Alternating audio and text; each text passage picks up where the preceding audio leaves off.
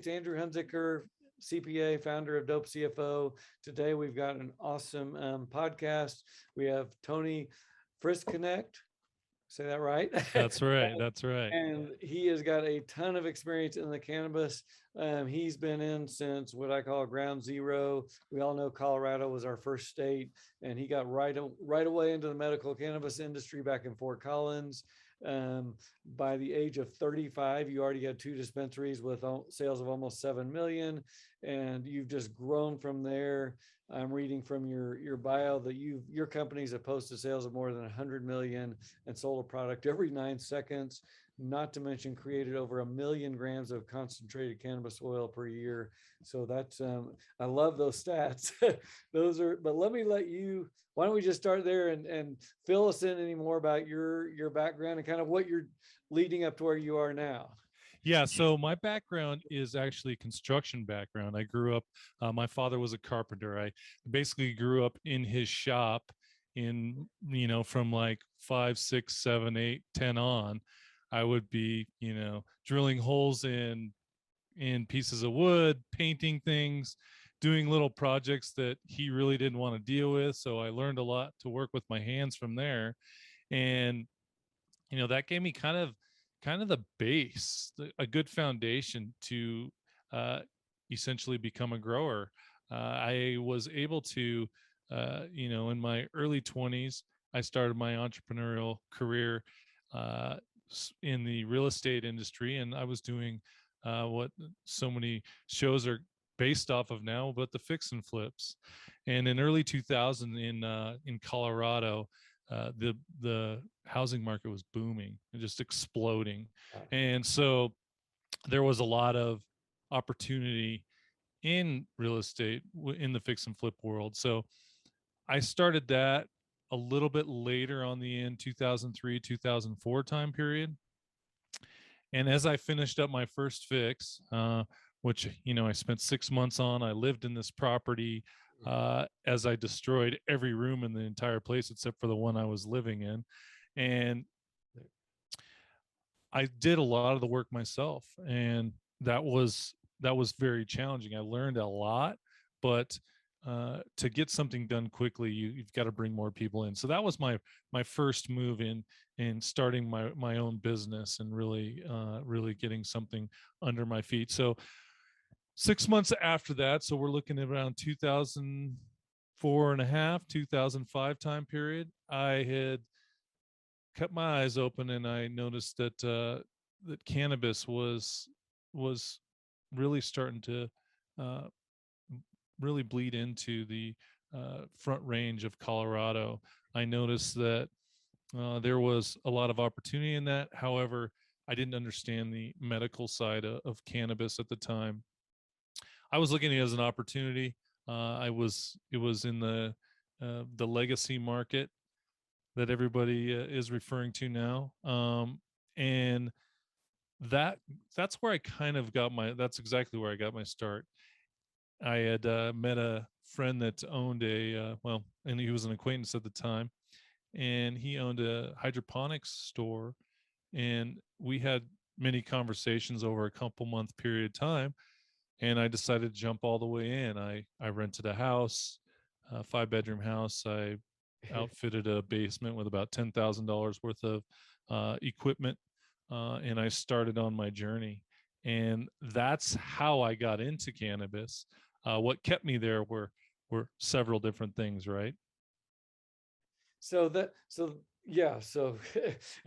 that's many story. And I'm on the western half, and I kind of look at the western half of the U.S. and the eastern, and it's kind of a totally different blueprint. Where same in California and Oregon, people have been, since way back 20, 30, 40 years growing pot in the legacy markets, and then transitioning finally, slowly, bumpily through the legal markets of medical. And then whereas now we're seeing on like just this year alone, the East Coast, like 10 states legalizing, going in quickly. They're going straight to the laws, and there will still be legacy markets there, but I think it'll be a much higher ratio of just new people coming in on day one, wanting to get from there. So you've got a ton of background and a ton of, Colorado too, having to be kind of the guinea pig around this theme we're going to talk about today of auditing and getting audited. And unfortunately for some Coloradans, I think of the Alterman case,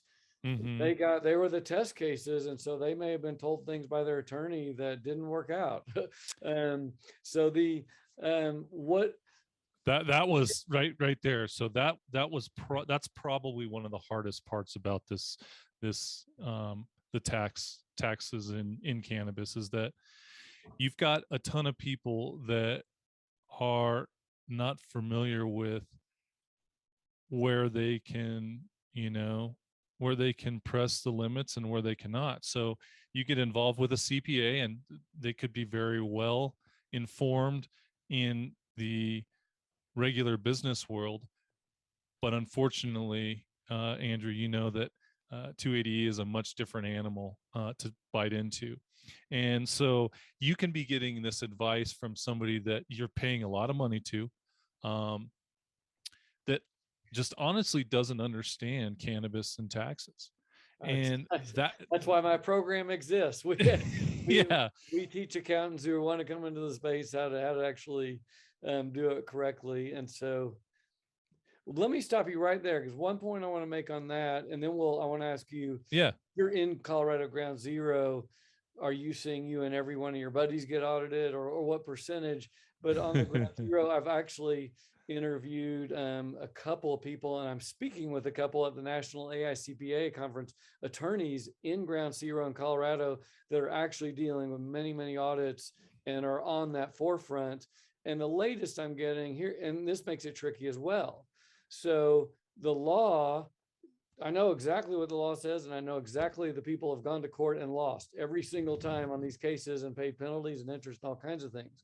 That said, the point you kind of alluded to, you can still be, if you're doing things right and you're minimizing and doing correct cost accounting, et cetera, you can possibly push the envelope a little bit. Now, and these attorneys will tell me flat out, will the IRS say, like 263A as an example, oh, Yeah. can you use it?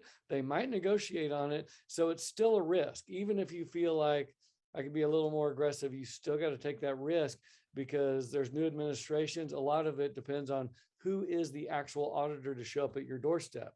If Sally arrives to audit you and she sees that you've got great accounting, great books and record, you're really not trying to screw the IRS, you're just trying to do a good strategy, then you're going to be better off than what a lot. And I think this hurt the Altermans, one of the original ones. The books were just absolute mess. Mm-hmm, And that's not mm-hmm. step one. If you're going to try to negotiate or be any kind of aggressive with the IRS, you better have a good cannabis accountant, and you better have what I call rock solid world-class accounting, which a lot of business owners frankly don't get. They come to you and be like, hey, I want to beat 280E and I don't care about accounting. So that's Yeah. a long-winded way. So let me come back to you. And yes, how many audits are out there? Is it increasing and decreasing? And where do you see from there?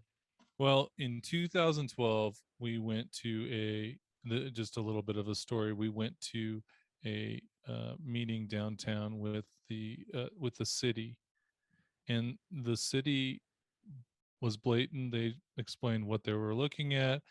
They told all of us in this room, there was probably 50 dispensary owners there at the time, and they say that there's a 100% chance that you're going to be audited.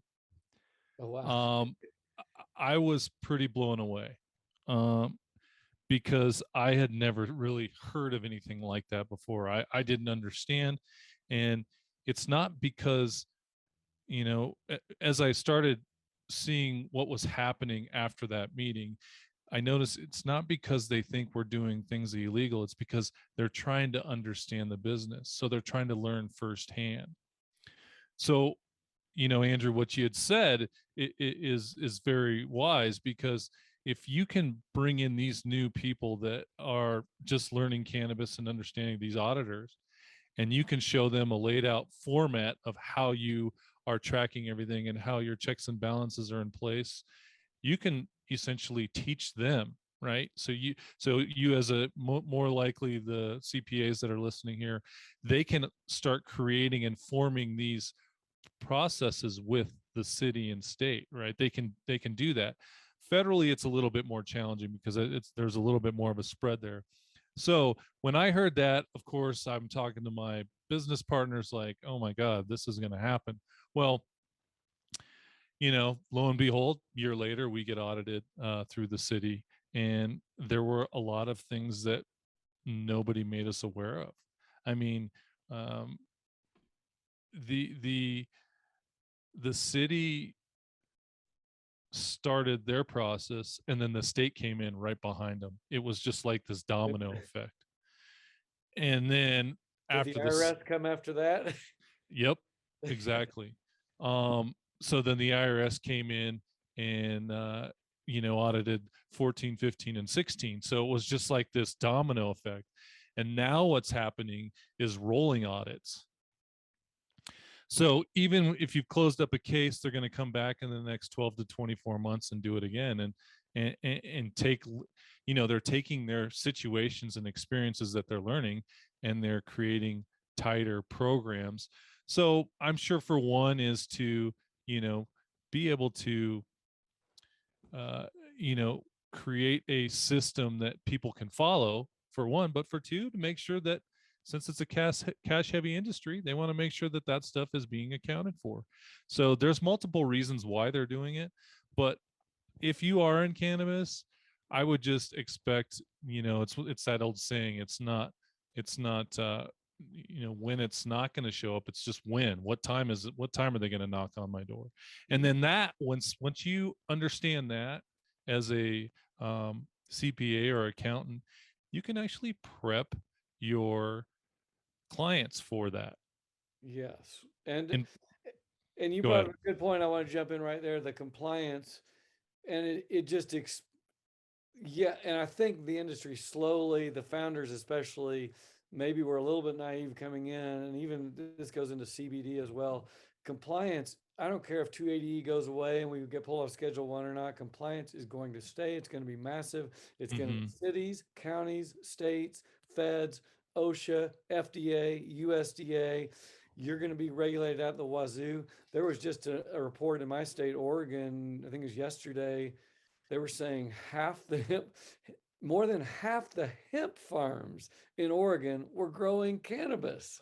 Yep. Like, Yep. okay, we've got I mean, which tells me more than half the business owners here in Oregon are still like, don't get it. They think the way is to push the envelope. And I always tell people, if you're in the legacy market, just stay there until you're really ready to try to come into the legal markets. But if you want to do things right and add value to your company, try to do it correctly, because those compliance and regulations, and it's not just accounting and taxes, it's a lot of other things too.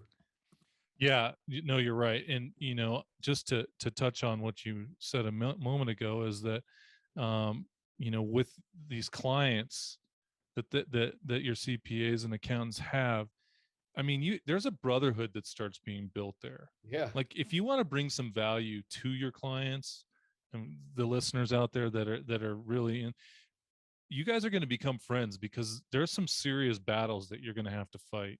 And you don't realize that going into it. You're like, well, this is a fledgling industry. I want to be, a part of it. But what happens is that these bonds and friendships, and there's also destruction happens between it as well. So the better you can create and form a bond with your client, uh, the more future you're going to see in the industry. And you're also the word of mouth is going to spread by, like Andrew, the CPA is, I got to tell you guys about this Andrew guy, because they're going to be sitting in these, there's association meetings all over the US in cannabis now. Oh yeah. There didn't used to be, but how we really would talk to each other as business owners, whether it be before, after, and during the meeting, we would be like, man, I just got this great accountant. He understands what's going on. He's keeping me in the loop on everything. And, once you go through some battle, you're going to be sending them over to other people. So if you want 2, 4, 5, depending on how big you want to build your accounting business, you can do that. It just takes some time. Well, that's a great point. And actually, that's part of my program now. I tell people there are these. I mean, I'm in Bend, Oregon, at Rinky Dink Town. We've got our Yeah. growers association, we got our dispensary association, and I went to one of our Orca retailers groups, and I was like, it clicked real quickly. We were at the brew pub, and there was about 30 of us, and every last Yep. person owned a business except me, the one accountant. And I was like, oh, this is fishing in a barrel. So it's yeah, get involved in those associations. Like you say, people become friends and network. And this is a good transition. And how did your, I think I just, the people in your place, boy, howdy, you all really had to survive because there was a lot of misinformation back in 2013 and 14. How did you, did you feel your accountant did okay? Were you happy with the audit, or was it a total disaster? Or how did that work out from, I mean, what, we're about 8 years out from that now. Well, yeah. So all in all, in the end, I did very well. But what had happened is, I think because I was so early to the industry, that I was fortunate enough to make mistakes without putting me out of business. I we had Because everybody was learning at the time. Now there's a lot of experience that's coming from these more mature markets like Colorado, Washington, Yeah. California, that are you know spreading across the US. So these guys kind of understand it, but at the time they did not. So you'd come in, you could make some mistakes. Everything wasn't as tight with accounting as it is now, which is, allowed us to make bigger mistakes. We didn't really understand 280E that well. It was just like, oh, we know after we pay taxes, we're paying taxes. And, when it comes down to your clients, another thing of a brotherhood that becomes is you need to understand what their risk tolerance is. And I know, bookkeepers don't quite have that ability, right? They don't quite, just because of their stature in accounting. Like, see, this is more for you CPA guys out there, is understanding, you know, what kind of risks they want to take. Because as entrepreneurs, we are risky people. That's what we do. What we look for Yeah, I our get it. what we look for in our accountants and our law counsel is, give us the good, give us the bad, but we want to be able to make the choice, right? And At the so let me just cut in right there. So CPAs, we have ethical rules we have to follow, et cetera. So it's a very tricky boundary that we're all trying to go around, because yeah, we want to do taxes correctly. We want to minimize them. We can even be a little bit aggressive. But the second we think someone's violating the law, which happens off, sadly enough, like I just said in Oregon, that's when we can't serve clients that we think are actually breaking the law, whether it's Yeah. growing the wrong plant or whatever. So it is that fine line, yeah, of being because I've seen CPAs go the other way. For example, I saw returns early on. My dispensary made 4 million in sales, and my cost of goods sold was 3,990,000. I actually saw that. Yeah, yeah. That's insanely aggressive. It's not correct, Uh-huh. it's wrong, and it's going to flag you for an audit on top of that. So, um, but that's a great point on that side of it, and of being, yeah, that you want to make the decision. Yeah, we want to be able to give you the information and the reporting, and so you can ultimately make those key decisions, or your management team, or your investors, or whatever. Because Andrew, the problem that I've seen with many CPAs and accountants is, they go and they tell me what I need to do, and I hired them. I hired them as somebody to help me guide the ship. But in the end, if I as a business owner am asking Andrew to do something that is within the guidelines, you should absolutely say, no problem. I have no problem doing this, just to make sure that you understand the risk here. Um, because that is something that I think is is very hard as a business owner, to be like, why is this guy fighting me on this? And then you can really have that true discussion. But again, it takes that camaraderie and really understanding each other at the same time. And that's a really hard thing to find. So, again, I want to stress, you guys that are listening out there, build that relationship so you really truly understand who you're working with, and what type of business owner you have.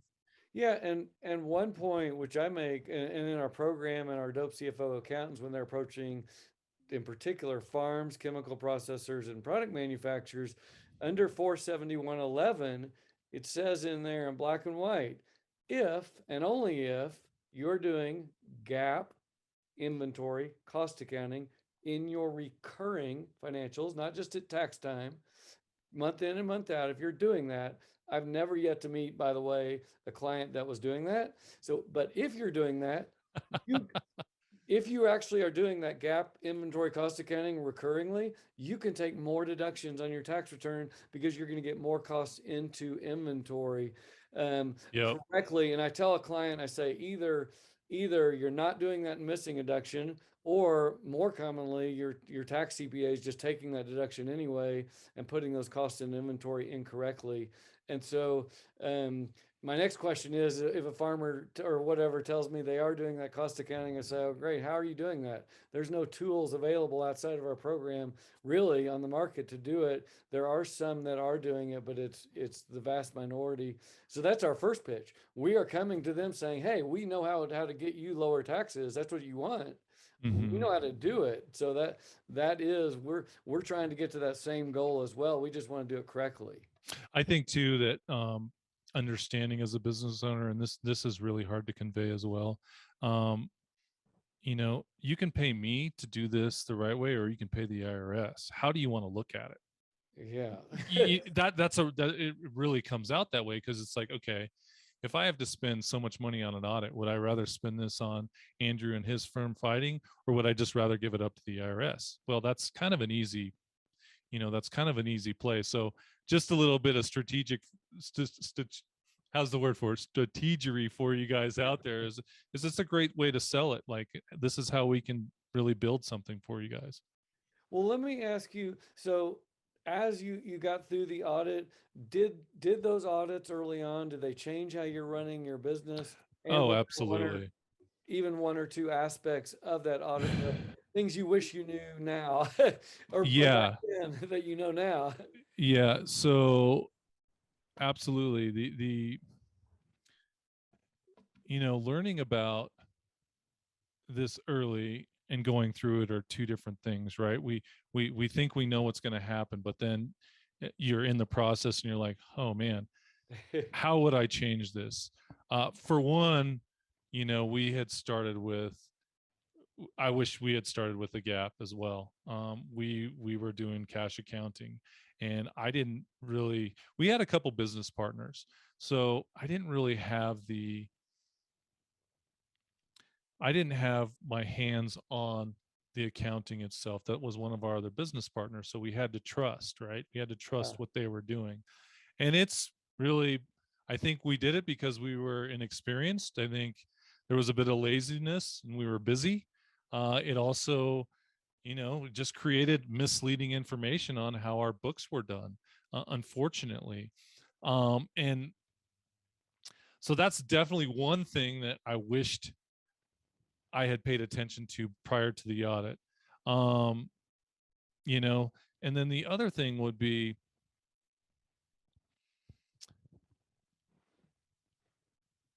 really, at the end of the day, this is all about taxes, and I'm trying not to Yeah. glaze over this, but that's really what counts. You see the sales come in, so you see your top line, you see your bottom line, and then taxes are always on the tail end. And so even over the last few years, since I've not been in a plant touching business for a while, I've really started studying taxes more. And that is the end of the road and end of the line to how much you walk away with. And there's those old sayings out there, right? It's not what you make, it's what you keep. And I've learned that time and time again through the audit and understanding the process of it. That was one of the biggest things I got from it. And that's all awesome info. And two, I think again, like you, all you early adopters had to be the guinea pigs, and Yep. that's the unfortunate. And the thing is, even on both your side of these business owners in Colorado learning, and the states not even knowing their regulations, and then 280E, and then accountants just kind of getting thrown into this mix. And in most industries, there's just, like, I was in oil and gas for 10 years, so I was trained at the big four, and there's Mm-hmm. industry guides and there's gap guidance. And then I went out as a CFO of an oil and gas company. And so and there were software for us and all these things. And so this has been, I think it's one of the things that makes this industry amazing, is we're in at the birth of it. So it's bumpy as hell and messy and difficult and challenging. And actually, when I talk to business owners, like farmers and dispensary owners, probably my number one point, if someone on the East Coast or whatever, is capital. And we even talk about some of the social equity licenses they're getting. Yeah. You need that intellectual capital, but you need money. I don't care if it's dispensaries, farms, whatever you're doing. If you're trying to go in at 100 grand or 300 grand, you're not going to last very long. I So think that's probably one of the biggest issues with the social equity programs. They're amazing, and I think it's awesome. However, I feel there's just a lot of people that don't know how to raise the capital, and capital is not easy to raise unless you have the right connections. So you yeah, fall into this point where you're like, great, so you can get a license. That's a big win. However, what people don't get, if you don't mind me kind of going yeah, further on this, but what people don't understand is that there's this natural growth as you grow your business, right? Okay, I've got this idea. Now I need to work for it. And as you are building this business, there are certain experiences and networking that happens that brings these people into your lives, whether it be a yeah, financial person, whether it be a business partner. And all these things are created organically. And what happens when they've created these social equity programs, which is, it's amazing that they're doing it, they skip a lot of these steps yeah. that are, so they're not natural. And so you find these people that have these licenses that don't know how to find the rest of the pieces to the puzzle. I And Go ahead. you know what I'm saying? Yeah, and so that's been one of the tricks as well. Yeah, so there again, I think we're, in 2021, right in the thick of this. And so whether we're talking about software or capital or accounting or tax, or we're just bumping our way along the next Mm-hmm. 5 or 10 years. As long as that, let me ask you, and we'll get kind of to the wrap up. I know we're getting close on 30 minutes. Do you have any further advice or information? I know this is exploding on the East Coast, so you go out to Virginia or New Jersey or something, and people Yeah. like you were 10 years ago, they're just like, oh, I want to open a dispensary or whatever. Do you have any high level advice or? Yes. So if, when you're talking to these clients or potential clients, bringing up the fact that they they should expect an audit, and this is why we need this is why we need bulletproof accounting. um I think if somebody had laid that out for me in the beginning, I would definitely have taken it more seriously. Like, okay, how do we create bulletproof accounting? How do we create this system? Because everybody does stuff different. So how can, and then you can actually sell the client on that. The next part about this is communication, right? It's so key. And in the world we live in right now with digital and Zoom and you and I on this call right now, makes it so much easier. But for the newbie, understanding how much detail they need and also giving them a general update, maybe just picking once a month where I want to sit down with you and make sure you understand what's happening. Because I feel that most people, most CPAs out there just don't make the time to do these things. And having that steady communication starts building that relationship. They start building that trust with you. They start opening up to your ideas more, where it's not as much of a sales pitch as it's like, Andrew knows what the hell he's talking about. He's explained so many different things for me. I trust him. So building that trust, I think those are the two biggest things. Yeah, so those are both huge, and even you mentioned another, which is kind of the same deal. And we talk a lot about this in our program, being super responsive and engaged with our clients. And I Mm-hmm. tell them flat out, I've been in Big Four, I've been in national firms, I deal with Big Four and national firms just outside of my cannabis business all the time. And I Mm-hmm. kid them. I'm like, you all are so incredibly unresponsive. I send you Mm-hmm. an email, you take a week to email me back. You do no proactive tax planning. And so I tell my students, this is low hanging fruit. People like you want their accountants to engage with them. And if you send me an email, you want to get one back pretty quick. You have an urgent need. You're not expecting to hear from me 2 weeks later. So And we, if you're building that program where you have, let's say, from 2 to 5 clients, you can keep that touch point very consistent, right? I think saying no a lot more than saying yes for somebody that is starting this business right now. They have to think about that, because as they grow, it's going to be easier to take on more clients because they want to make more money. But you can still make a very good income with a few clients that kind of spread the risk, and they don't spread you thin, so that you have a life. Because from what I know about your program, is a lot of these people are starting this fresh too, so they may be starting their journey from the beginning. And yeah. not overwhelming yourself will give you a better life overall. Oh yeah, that's for sure. Well, everything you shared was amazing. This is going to be a super popular one for both accountants and business owners, cannabis owners. So tell real quick where, I mean, we'll have the links in our show notes, but where can people find you and reach you? And Yeah, Andrew, thank you so much. So easiest way to find me is go to plantproblem.com. That's plantproblem.com. And if you guys are going to be, going out to, there's an MJ BizCon is October 21st to the 22nd. I'm not sure exactly when this show is airing, but if you guys are at all interested in information on cannabis and what's happening in the world, that is the show to be at. If you miss it this year, there's always next year. But those guys put on some phenomenal information. I've been a part of the organization and been around it for the last 10 years. Amazing place.